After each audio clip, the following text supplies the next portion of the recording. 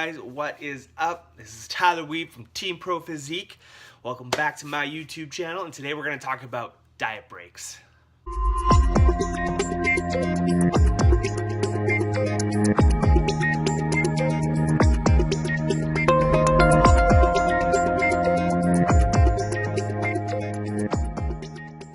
Alright guys, so we're going to talk about a pretty cool study that just came out.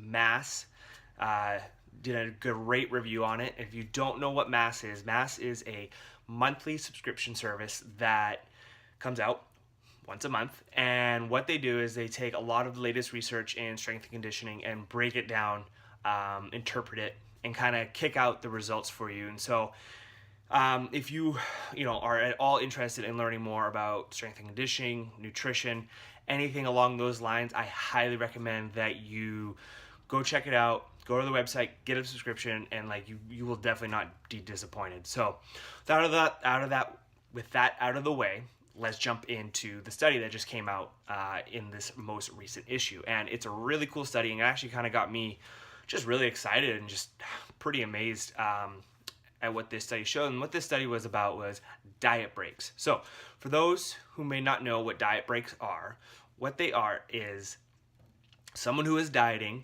for whatever cause, continuous long period of time. They have a certain goal or a certain weight that they want to get to. Is during that period, what they'll actually do is they'll take a break from the diet. So what that means is that they'll actually bring their calories back up to maintenance level. So you're not gaining any weight, you're not losing any weight for a week or two, all right? And then they go right back into their dieting. And so the idea behind this is that, one, you get a psychological break, right? So you're not, continually feeling like maybe you're restricting yourself or, you're not eating a lot of food. And that can be difficult psychologically throughout a longer dieting period, maybe 16, 18 weeks, whatever that is. And then two, physiological help. So as we get leaner, the body likes to hold on to body fat more. And so the idea is that if we kind of bring our calories back up to maintenance level, the body may feel like it's, getting a few more calories, and will help make sure that the body doesn't fully really adapt maybe to that weight loss, fat loss diet. And so as we diet, it gets harder to lose that fat. And so we might have to do, more cardio or cut calories a lot more or, stuff like that. And then that again comes back into the psychological aspect of, feeling like you're restricting yourself, not eating a lot, feeling burnt out, wanting more food. So that's the idea behind a diet break. So this study was really cool. So it took two different groups of people, and what they did is they had one group on a diet break every 2 weeks, and then in the other 2 weeks they were on a caloric deficit, and the other group got no maintenance got no diet break. They just dieted continuously for 16 weeks. And then the group who had maintenance calories every 2 weeks, they actually took them 30 weeks. So you have these two groups. Everything was controlled, very tightly controlled. It's a great study in that sense. And the findings were pretty interesting in that fact that the group who actually got dieting breaks every 2 weeks, they actually lost 50% more body fat than the group who just dieted continuously for 16 weeks, which is pretty astounding. Because when you kind of think about dieting, you always think about, I always need to be in a caloric deficit. I always, to lose weight. But this group who got the diet break every 2 weeks, so they went back up to maintenance levels, got a few more calories, and then went right back into their dieting phase for 2 weeks. And then 2 weeks of dieting, it really isn't that long.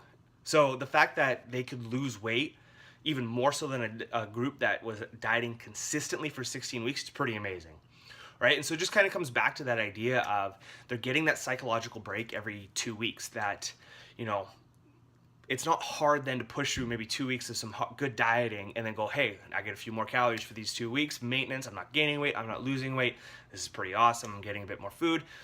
Your training sessions all of a sudden are a lot better, so you're going to probably be able to retain muscle mass a bit more, which then therefore is going to keep the basal metabolic rate up, which is therefore going to mean that you're going to be able to lose fat a little bit quicker. And so you just see like the psychological and the physiological benefits of these diet breaks, which was pretty cool. And then what was even, I think, even a more telling part than just the diet and them losing weight in the diet was that this group, or this study, actually checked in on these two groups post diet phase. And so we know that diet rebound is a huge problem for a lot of people who go on diets, right? They diet hard for however long, really restrict themselves, do all kinds of cardio, this and that, finish their diet, hit their goal weight, and because they've restricted themselves so much during this dieting phase, it's very hard to control your eating after that. And so they just overeat and gain a ton of weight. So the group that actually got the diet break, so got a little more food every 2 weeks, they actually kept off about 80 to 90% of the weight. Whereas the other group gained pretty much it all back. The group that dieted continuously for 16 weeks. So not only did that group lose less weight, but they also gained more weight back after their dieting phase.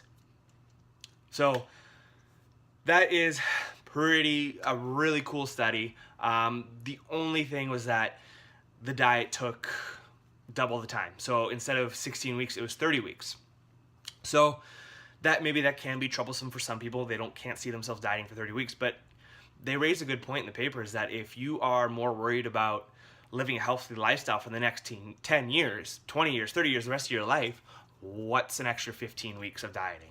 Especially if you're going to get the added benefits of those diet breaks. So I think a good way of going about it, if you don't want to do the 2 weeks on, 2 weeks off, what they suggested was every 4 weeks, maybe take a diet break for a week or two. Just go back to maintenance levels. You still want to, you want to be controlled. You want to be tight with your diet. Like, you can't just go crazy those 2 weeks.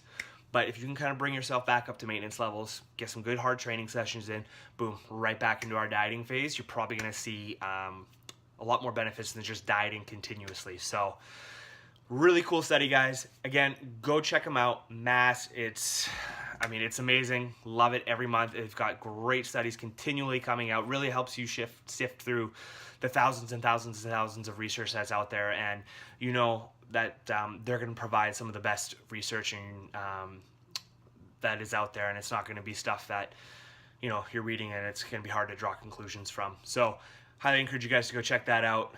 If you're dieting, try it out. Let me know how it goes. I know next time I diet, I'm excited to try some diet breaks and see how that goes for fat loss. So thanks for watching, guys. Hit subscribe if you enjoy the content. Like it, comment, ask questions. I'd love to hear from you guys. Thanks for watching. Have a great Monday.